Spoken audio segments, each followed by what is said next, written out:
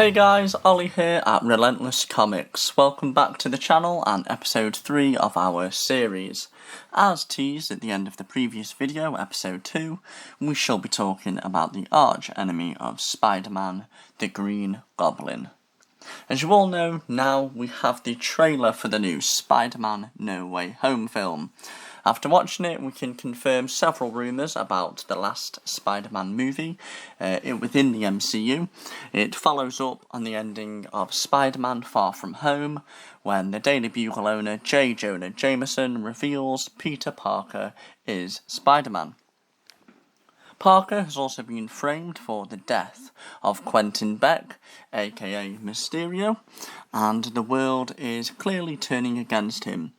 Spider-Man Peter Parker in turn asks Doctor Strange to erase everyone's memory of his secret identity. However, as you can imagine, this is a very complex spell, and as a result, it opens the door to the multiverse, and characters from Sony's previous movies return to fight Spidey. These include characters such as Dr. Octopus and the Green Goblin.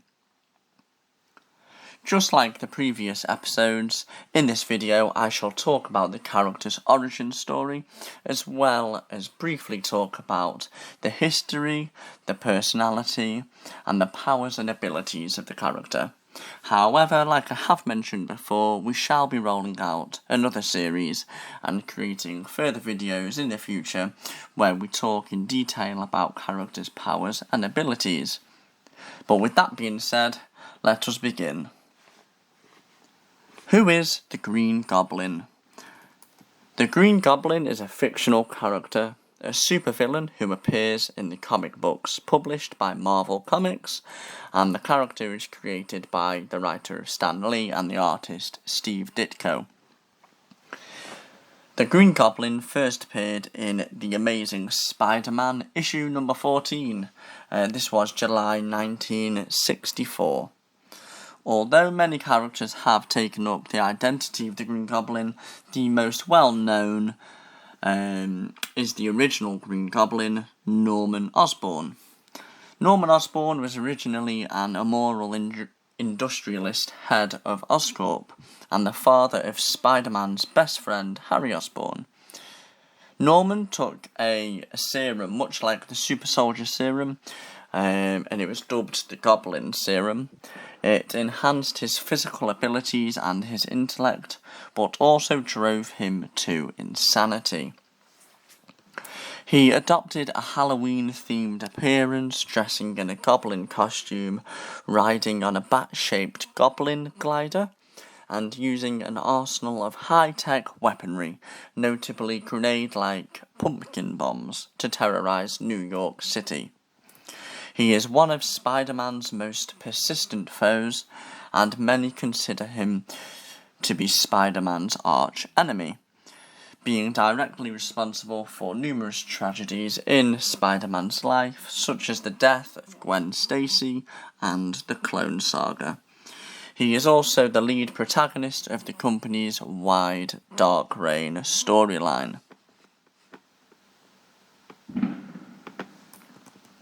The origin of Green Goblin. Norman Osborn was the son of the wealthy businessman Amberson Osborn.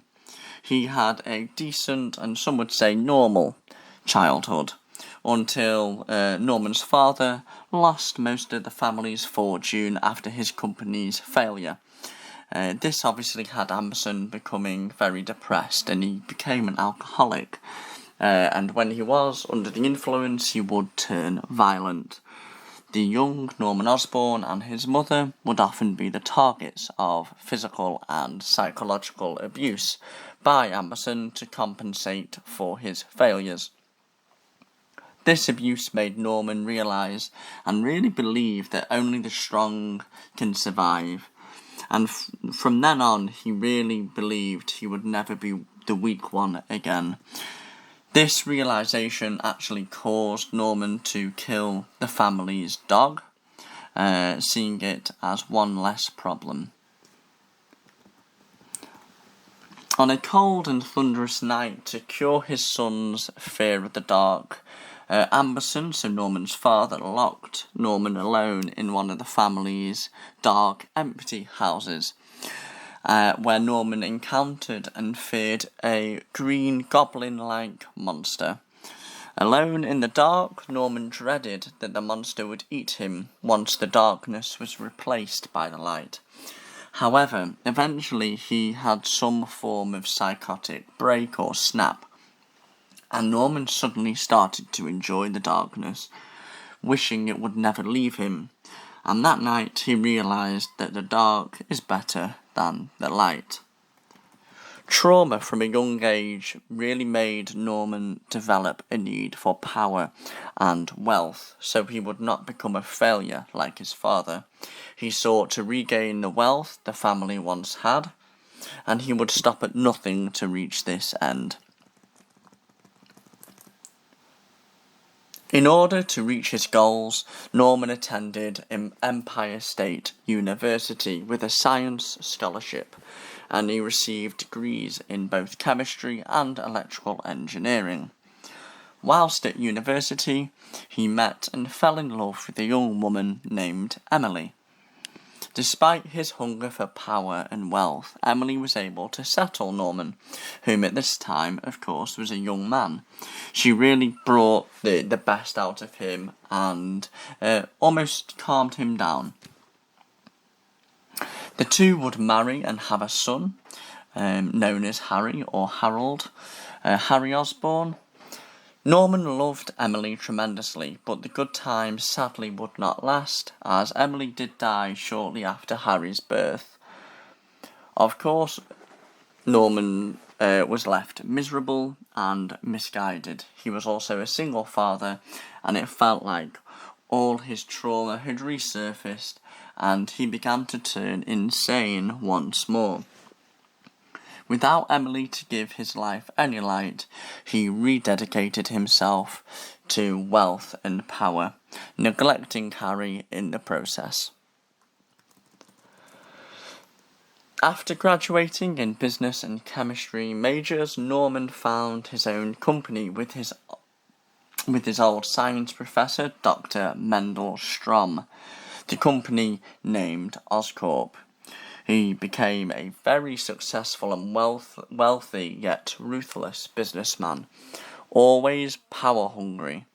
And a good example of this ruthlessness is when Strom borrowed money from the company accounts, and immediately Osborne seized the opportunity to turn Strom over to the police for embezzlement, leaving Norman the sole owner of the company.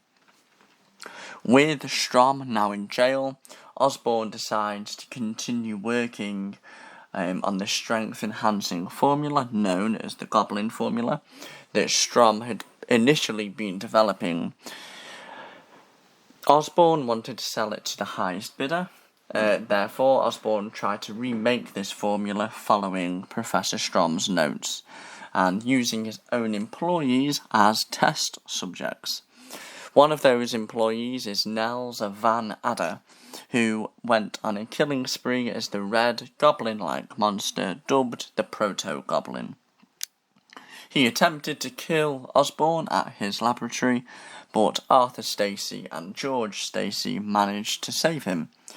After the failed attack, Norman found more of Strom's notes in his old desk, and Osborne, of course, was certain that these new notes were the missing pieces for the formula.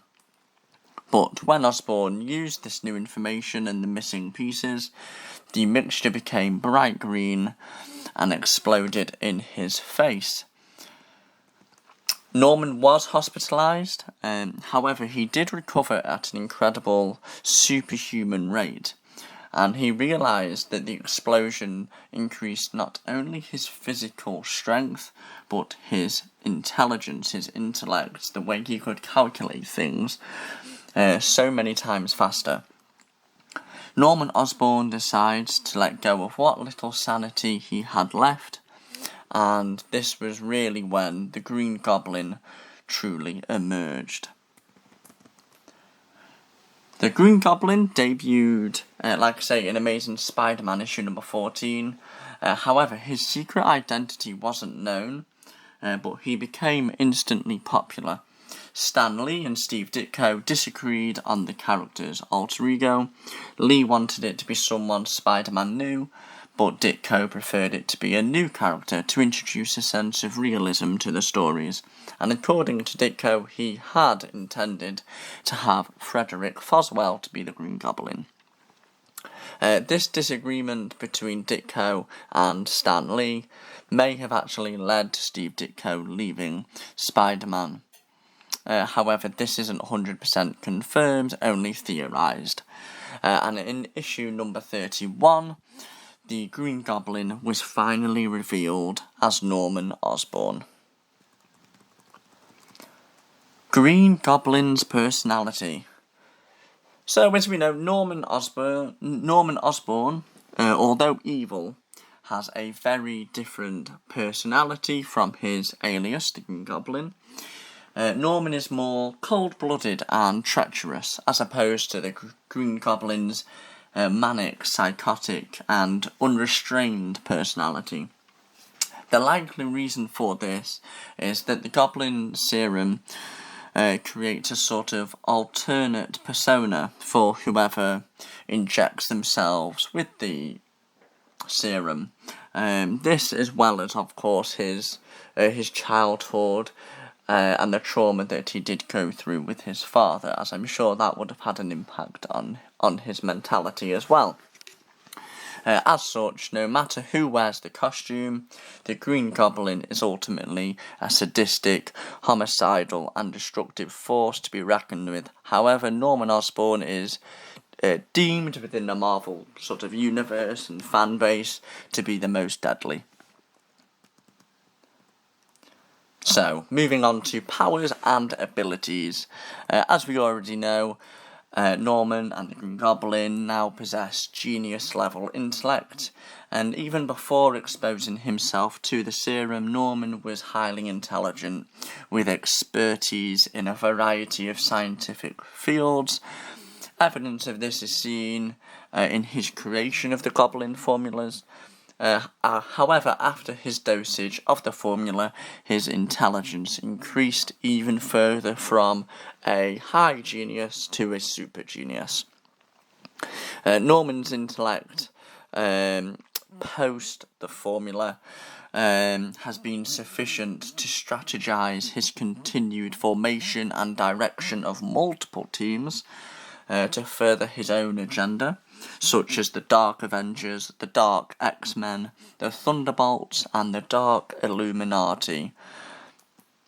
Other powers and abilities include superhuman strength. He's able to lift around 9 tons, therefore he's able to go head-to-head with someone like Spider-Man, who can lift anywhere from, I would say, around 15 to 25 tons. The Green Goblin also has superhuman speed. To complement his strength, he has superhuman reflexes, superhuman durability, superhuman stamina, and an accelerated healing factor.